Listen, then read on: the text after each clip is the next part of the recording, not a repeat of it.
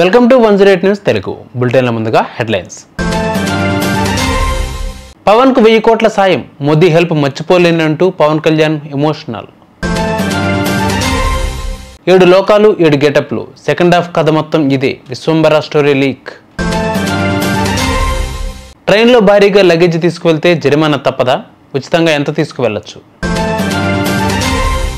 Dhoni magic ఫలిస్తుందా? CSK విజయాల బాట పడుతుందా?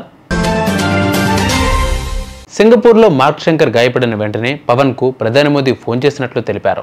దీనితో పాటు అక్కడ బాబుకి మెరుగైన వైద్య సేవలు అందించేందుకు సాయం చేశారంట. ఈ సందర్భంగా ప్రధాని మోదీకి హృదయపూర్వకంగా కృతజ్ఞతలు తెలియజేస్తున్నట్లు పవన్ తెలిపారు. ఆయన ఏమన్నారు అంటే, ఉత్తరాంధ్ర పర్యటన ఉన్న సమయంలో ఈ వార్త విని బాధపడ్డాను.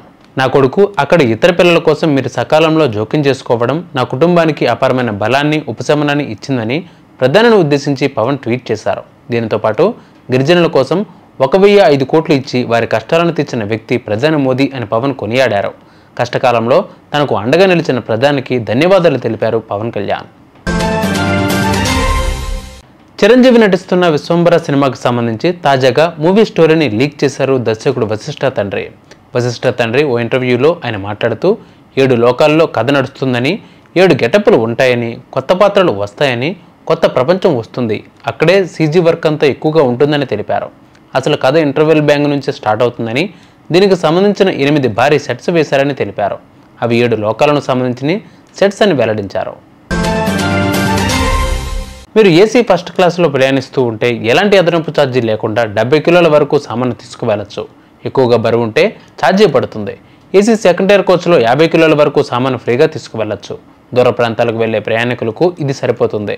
ఎక్కువ బరువు ఉంటే ఛార్జ్ కట్టాల్సి ఉంటుంది. ఇక AC third tyre, sleeper class, AC chair car టికెట్లను ఎక్కువ మంది మిడిల్ క్లాస్ వాళ్ళు బుక్ చేసుకుంటూ ఉంటారు. ఈ కేటగిరీలో 40 కిలోల బరువున్న సామాన్లను ఉచితంగా తీసుకువెళ్ళచ్చు.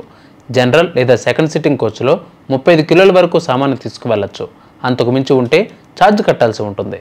ఈ కోచ్లు ఎప్పుడు రద్దీగా ఉంటాయి, అందుకే తక్కువ బరువు లిమిట్ పెడతారు. ఈ ఐపీఎల్ సీజన్లో అత్యంత నిరాశజనకమైన ఆటతీరు కనబరుస్తున్న జట్టు చెన్నై సూపర్ కింగ్స్. ఆడిన 6 మ్యాచ్లలో 5 పరాజయాలతో పాయింట్ల పట్టికలో అట్టడుగు స్థానంలో ఉంది. సిఎస్కే ప్లేఆఫ్స్కి చేరడం కష్టమైన పనే, కానీ అసాధ్యం మాత్రం కాదు. కొన్ని మ్యాచ్ల తర్వాత ఐపీఎల్ 2025లో సిఎస్కే కెప్టెన్గా ఎంఎస్ ధోని తిరిగి రావడం ఆ జట్టుకు పెద్ద బలం. ధోని కెప్టెన్గా మొదటి టీ20లో పరాజయం పాలైన మిగతా మ్యాచ్లో తిరిగి విజయాల వైపు నడిపిస్తాడని అభిమానులు ఆశగా ఎదురుచూస్తున్నారు. మిస్టర్ కూల్గా పేరున్న ధోని తన అనుభవం, ప్రశాంత నాయకత్వం, వ్యూహాత్మక నైపుణ్యంతో తన వైపునకు తిప్పుకుంటాడని ఆశిస్తున్నారు అభిమానులు. చూసారుగా బిబాల్డ్ బులెటిన్ అప్డేట్స్. మరిన్ని అప్డేట్స్ కోసం మా ఛానల్ 108 TV 24/7 ఫాలో అవ్వండి. నమస్తే.